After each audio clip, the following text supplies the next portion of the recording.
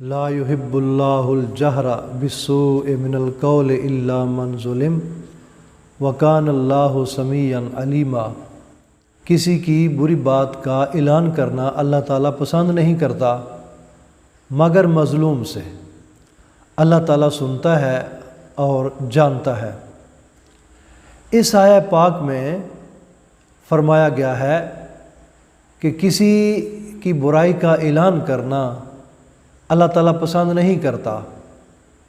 اس کا ایک مطلب تو یہ ہے کہ کسی کے پوشیدہ راز، کسی کی چھپی ہوئی باتیں، ان کا اعلان کرنا، ان کا اظہار کرنا، لوگوں کے سامنے بیان کرنا، یہ اچھی بات نہیں ہے۔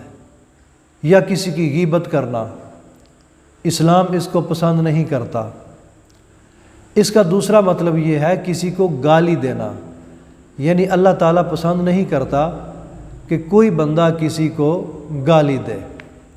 حضرت عبداللہ ابن عمر رضی اللہ تعالی عنہ سے روایت ہے کہ رسول اللہ صلی اللہ تعالی علیہ وآلہ وصحابہ وسلم نے ارشاد فرمایا کہ مسلمان کا بھائی ہے، وہ نہ اس پر ظلم کرتا ہے نہ اسے گالی دیتا ہے۔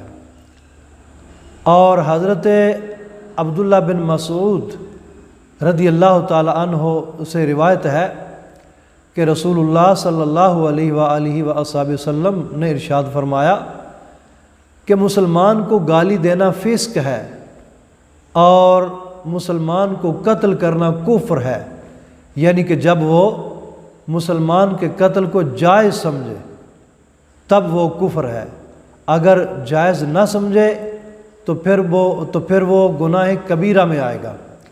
لہٰذا کسی کو گالی دینا، کسی کی پوشیدہ باتوں کا اظہار کرنا، اعلان کرنا اللہ تعالیٰ پسند نہیں کرتا۔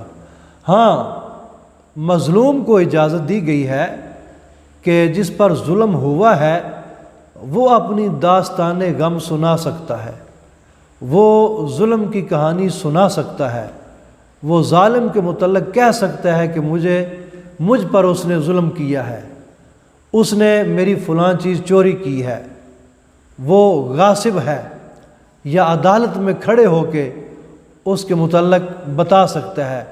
یعنی مظلوم کو اجازت دی گئی ہے کہ وہ اعلان کر سکتا ہے، وہ اظہار کر سکتا ہے، بیان کر سکتا ہے۔ اس کے علاوہ اسلام اس چیز کو پسند نہیں کرتا، کسی کی چھپی ہوئی باتیں، کسی کے راز اور کسی کی برائیوں کو اجاگر کرنا اسلام قطعاً پسند نہیں کرتا۔ اس آیہ پاک کی شان نزول کے متعلق ایک روایت مشہور ہے کہ رسول پاک علیہ الصلاۃ والسلام تشریف فرما تھے، صحابہ کرام تشریف فرما تھے، پیارے آقا صحابہ کے درمیان میں ایسے تشریف فرما تھے جیسے ستاروں کے درمیان میں 14ویں رات کا چاند چمک رہا ہو۔ تو ایک بندہ آیا، اس نے حضرت ابوبکر صدیق کی شان میں کچھ زبان درازی سے کام لیا۔ جناب صدیق اکبر خاموش رہے، اس نے پھر زبان درازی سے کام لیا، آپ کو تکلیف پہنچائی۔ جناب صدیق اکبر خاموش رہے، اس نے تیسری مرتبہ پھر وہی حرکت کی تو صداقت کا بے تاج بادشاہ خاموش رہا۔ جب وہ حد سے بڑھ گیا تو سیدنا صدیق اکبر نے بھی اس کو جواب دیا۔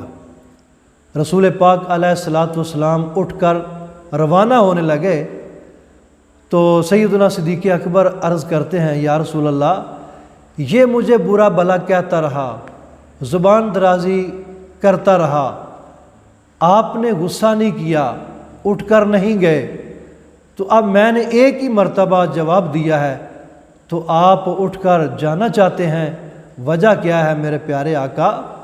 تو لجپال آقا نے فرمایا کہ اے میرے پیارے صدیق، جب تک تم خاموش تھے وہ زبان درازی کر رہا تھا اور تم خاموش تھے، اس وقت تک ایک فرشتہ تمہاری طرف سے اسے جواب دے رہا تھا، اور جب تم نے جواب دیا ہے تو پھر وہ فرشتہ چلا گیا اور شیطان آ گیا ہے۔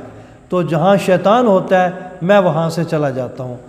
تو اس آیہ پاک سے معلوم ہوا کہ کسی کی برائی کو بیان کرنا اچھی بات نہیں، اور کسی کی برائی کو برداشت کرنا، کسی کی زبان درازی کو برداشت کرنا، یہ اسلام کا طرز امتیاز ہے۔